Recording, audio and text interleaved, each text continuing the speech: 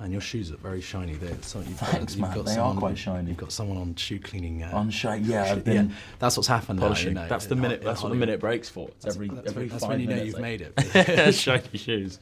Will, good to see you. You too, man. I saw your film yesterday, so it's still rattling around in my head. That's what this movie does, is it does send you reeling into the street, wondering what you've just seen. Yeah, no, it does. It's certainly a bit more mysterious than I think people are going to expect. There's no kind of spoon feeding going on, and it's certainly kind of like a thrilling sort of adventure story. So it's a workout for the mind for sure. I didn't know anything about it, so when your character comes on, I feel like because you're quite intimidating in this movie, so I'm glad you didn't push me over when I came in here. Shove you. There's a lot of shoving that you do. That's some shoving. I think it's my main skill of my characters is shoving. Was there shove training?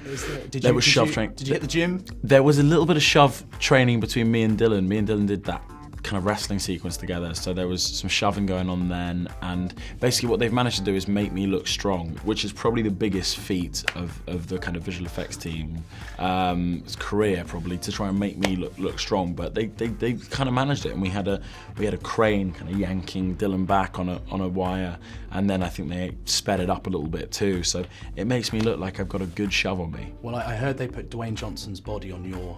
Yeah. So they superimposed. That's what they did. Very clever stuff. Yeah, no, it is. It's amazing what they can do these days. Actually, it is. Yeah. So it's a fantastic cast.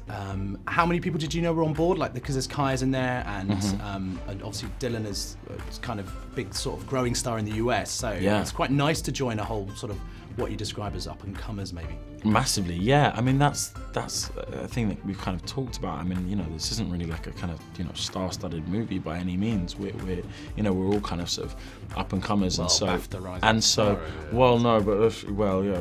But it really was a case of the fact that we weren't kind of, I suppose, relying on like big names in order for our movie to kind of be made. This was more about. I think it was a purposeful choice of the director and the casting directors to kind of find people who weren't already kind of highly established, just so it wasn't distracting. And it will surprise people about this film, but there was a real intent to kind of focus on performance and character and the dynamic between us, and really make sure this was very realistic. We're not showing kind of I suppose unrealistic kind of depictions of people in this extraordinary, circumstance. It's ordinary kids in extraordinary circumstances. Yeah, they're real. Yeah. Now, your American accent, you've done it loads, so you're very good at it. But when I try and do an impression, so if I want to try and do Geordie, right, there are words you can use that tether you to that accent. Yes, like motorbike.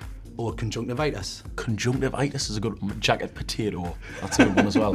Yeah. By the way, Scotty T is my hero. You know Scotty T out of Geordie Shore? No. He's the world's funniest man. The things he says are just the great. I love him. They all seem quite similar to me. I see the trailers and they're like, tonight's gonna be off the hook. It's gonna be amazing. Shock. It's like that's it. That's literally it. Like it's just basically that's it. And then the next day it's like I'm so hungover.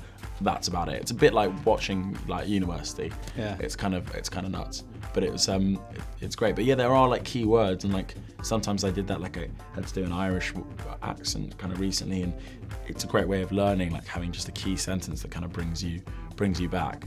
But I try and totally do away with Geordie when I'm trying to do American, because it throws me off slightly. It's not. I don't find them to be that similar, so I try and. Yeah. Well, look, before I go, I had a game on, a little word game called the Junket Runner.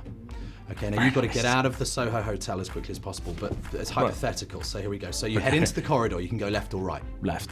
Okay, there's a fan who wants a selfie, what do you do?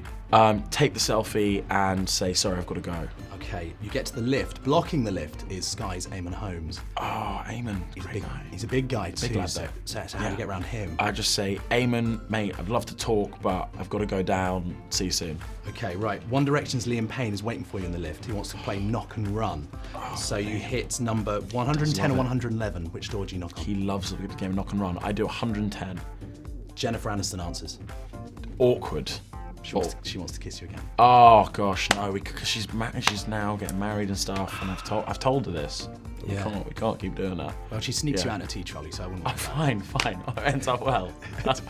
Wicked. Cool. Thanks, man. Nice Cheers, to meet you. I appreciate it, man. Good to see you.